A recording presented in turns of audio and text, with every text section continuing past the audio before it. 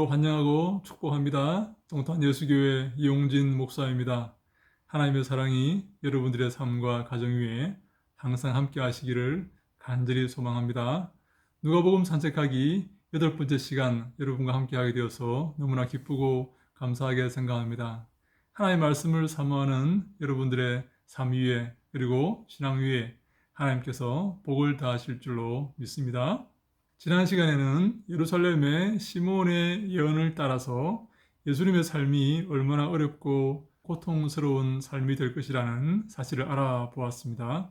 우리의 삶도 마찬가지입니다. 예수 그리스도의 뒤를 따르는 우리 예수 그리스도의 제자들의 삶도 고통스럽고 슬픔의 삶이 될 수가 있습니다. 좁은 길을 걷는 그런 삶이죠. 그러나 하나님께서 좁은 길을 걸어가는 사랑하는 종들에게 함께 하시고 그들을 지켜주시며 참된 복을 허락하실 줄로 믿습니다. 뿐만 아니라 그 길 끝에는 영원한 생명이 기다리고 있음을 우리는 확신합니다. 그러므로 이 땅을 사모하여서 넓고 편한 길, 즐거움의 길을 따라가는 것이 아니라 십자가를 지고 자기를 부인하며 그리스도의 뒤를 쫓아가는 참된 생명의 길로 우리는 걸어가야 되는 것입니다. 오늘은 누가가 묘사하는 예수님의 어린 시절에 대해서 한번 생각해 보고자 합니다. 여러분, 예수님의 어린 시절을 묘사하는 성경 구절이 어디에 있습니까? 네, 누가복음에만 있습니다. 예수님의 유년 시절을 누가복음만 묘사하고 있는 것이죠. 누가복음 2장 40절에 아기가 자라며 강하여지고 지혜가 충만하며 하나님의 은혜가 그의 위에 있더라 라고 누가는 묘사하고 있습니다. 아기가 자라며 점점 강하여지고 점점 지혜로워지고 하나님의 은혜가 그의 위에 있다 그렇게 묘사하고 있습니다. 아기 예수는 시간이 가면 갈수록 점점 강하여지고 점점 지혜로워지고 점점 주님이 기뻐하시는 그런 모습으로 변해가고 있다는 그런 말씀이겠죠. 우리의 삶도 그래야 될 줄로 믿습니다. 시간이 가면 갈수록 점점 악하여지고 점점 나빠지고 점점 주님이 원하지 않는 그런 삶을 사는 게 아니라 점점 강하여지고 점점 지혜로워지고 주님이 기뻐하시는 그런 삶으로 우리의 삶이 변화되기를 소망합니다. 그런데 누가는 이 묘사 다음에 예수님이 예루살렘 성전에서 벌인 어떤 일에 대해서 묘사하고 있습니다.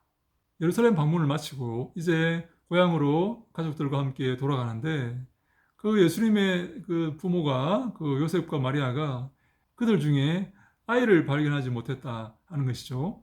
44절에 동행 중에 있는 줄로 생각하고 하룻길을 간 후 친족과 아는 자 중에서 찾되 만나지 못하며 찾으면서 예루살렘에 돌아갔더니 길을 가다가 집으로 돌아가다가 아이를 발견하지 못해서 다시 예루살렘으로 돌아간 것입니다. 예루살렘에 다시 돌아갔더니 예루살렘 성전에서 예수님께서 랍비들과 함께 대화를 나누고 있는 그런 모습을 보인 것이죠. 사흘 후에 성전에서 만난즉 그가 선생들 중에 앉아서 그들에게 듣기도 하시며 묻기도 하시니 이렇게 되어 있습니다. 그래서 그 부모가 놀라서 예수님께 물어보니까 예수님께서 이렇게 답변을 합니다. 49절에 예수께서 이르시되 어찌하여 나를 찾으셨나이까? 내가 내 아버지 집에 있어야 될 줄을 알지 못하셨나이까? 하시니 그 부모가 그가 하신 말씀을 깨닫지 못하더라. 예수님께서 성전이 자신의 집이고 자기가 그 성전에 있어야 될 줄을 다시 말해 아버지 집에 있어야 될 줄을 알지 못하였나이까? 내 아버지는 참된 하나님이시다 하는 것을 선언하신 것입니다. 육신의 아버지가 계신데 육신의 아버지가 있는데 내 아버지는 영혼의 아버지, 내 참된 아버지는 영혼의 아버지라는 사실을 선언하신 것이죠. 그런데 중요한 말이 있습니다. 그 부모가 예수가 하신 말씀을 깨닫지 못하더라 라고 50절에 말하고 있습니다. 육신의 부모는 예수가 지금 무슨 얘기하는지를 깨닫지 못하고 있다 하는 것입니다. 누가가 왜 이런 묘사를 하고 있을까요? 예수가 하나님의 아들이요 하나님의 사역을 감당해야 될 그런 자이며 그런 목적으로 이 땅에 오신 분이다 하는 것을 이 구절을 통해서 설명하고 있는 것입니다. 다시 말해 예수의 근원은 예수의 원줄기는 바로 하나님께 있고 예수는 하나님의 사역을 감당하기 위해서 이 땅에 오신 하나님의 아들이심을 강조하고 있는 것입니다. 우리도 마찬가지입니다. 우리의 근원이 어디 있습니까? 육신의 아버지가 있고 육신의 어머니가 있습니다. 그러나 우리의 근원은 하나님인 줄로 믿으시기 바랍니다. 하나님께서 우리를 창조하시고 선택하시고 당신의 아들 예수 그리스도의 보혈로 구속하여 주셨습니다.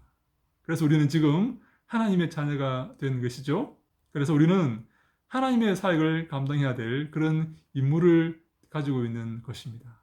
물론 육신의 부모를 공경해야 됩니다. 내 부모를 공경하라라고 십계명에서 말하지 않았습니까? 우리 육신의 부모와 형제와 자매들을 챙기고 돌보며 그들을 사랑해야 됩니다. 그런데 기억할 것은 우리의 영혼의 아버지, 참된 아버지이신 하나님의 사역을 감당하기 위해서 우리가 이 땅에 존재한다는 사실을 기억해야 되는 것입니다.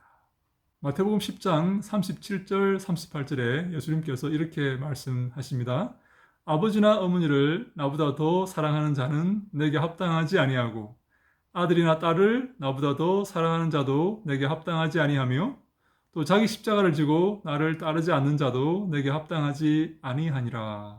부모를 하나님보다 예수님보다 더 사랑하는 자는 예수님께 합당하지 않다는 것입니다. 합당하다는 말은 가치가 없다는 그런 의미입니다. 예수님께 가치가 없다는 그런 말씀이죠.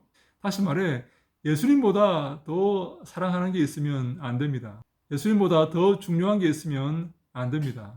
우리는 하나님의 자녀이고 예수 그리스도의 제자입니다. 누가가 성전에서 요셉과 마리아의 그런 태도를 기록한 것은 예수님이 육신의 삶을 떠나서 육신의 경계를 넘어서 육신의 얽매임을 넘어서 영혼의 사명을 감당하고 있다는 것을 묘사하기 위함입니다. 우리도 마찬가지입니다. 육신의 속박을 넘어서 영혼의 아버지, 영원한 하나님의 나라를 소망하며 살아가야 될 그런 자들로 부르심을 입은 것입니다. 육신의 부모를 어떻게 하라고요? 공경해야 됩니다. 사랑해야 됩니다. 최선을 다해서 그들을 존경해야 됩니다. 그러나 우리에게 영원하신 하나님, 영원한 창조주 아버지 하나님이 계신다는 사실을 기억하고 그의 아들 예수 그리스도의 말씀을 따르며 그리스도의 뒤를 따르는 참된 길을 걸어가야 한다는 사실을 오늘 성경은 우리에게 말씀해주고 있는 것입니다. 우리가 가야 할 길이 어디입니까? 이 땅에 속한 것들이 우리의 소망이 되어서는 안 됩니다. 우리는 영원한 하나님의 나라에 소망을 두고 예수님의 말씀을 따르고 그 좁은 길을 걸어서 주님 앞에 서야 하기 때문입니다. 이 땅의 굴레를 벗고 영원한 하나님의 나라에 속한 하나님의 자녀들처럼 살아가시고 주님께 칭찬받는 우리 모두가 다 될 수 있기를 주님 이름으로 간절히 축원합니다. 할렐루야! 샬롬!